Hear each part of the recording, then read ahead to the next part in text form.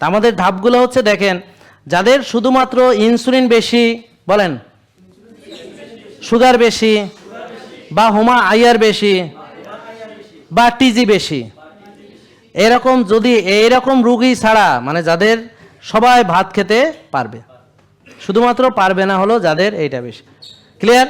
তাহলে আপনি জিজ্ঞেস করেন যে আমি কি ভাত খেতে পারবো, উত্তর হলো বলেন আপনার হুমায়ের কত, বা ইনসুলিন কত, বা সুগার কত, বা টিজি কত।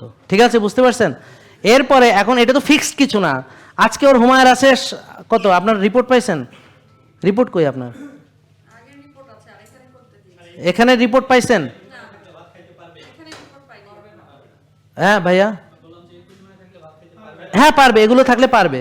ধরেন হুমায়ের যদি 1 থাকে পারবেন, যদি হুমায়ের ধরেন 8-9 থাকে, আপনি 1-এ আনার পরে পারবেন। এই বোঝা গেল? আচ্ছা, ধরেন সুগার আপনার ভাত খেলেও যদি 5-6-এর মধ্যে থাকে, আপনি খেতে পারবেন। আমার কথা বুঝতে পারছেন? বা আপনি ভাত খেলেও যদি আপনার ইনসুলিন যদি আপনার 4-5-এর ভিতরেই থাকে, তাহলে খেতে পারবেন। বা আপনি ভাত খেলেও যদি টিজি আপনার নর্মাল থাকে, 90-এর ভিতরে থাকে বা 100-র নিচে থাকে, আপনি ভাত খেতে পারবেন। বোঝা গেল? তাহলে শুধুমাত্র ভাত খাবে না হলো যাদের এই রিপোর্টগুলো বেশি আছে।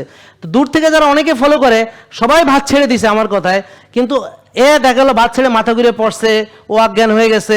আবার আরেকজন ভাত ছেড়ে দিয়ে বিরাট মজা পাইছে।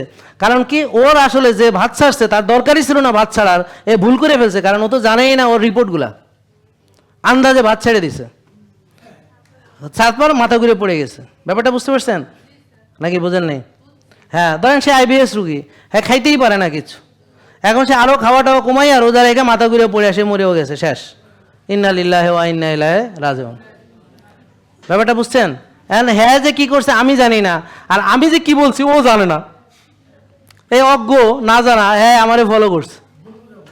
হ্যাঁ, তাহলে এই যে আপনি যদি না জানেন কেমনে নামাজ পড়তে হয়, আপনি নামাজ পড়ে উল্টায় ফেলাইছেন, সেজদা দিতেছেন উল্টা দিকে,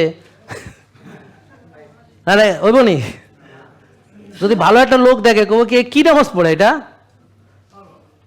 পাগল। হ্যাঁ, আমার কথা বুঝতে পারছেন?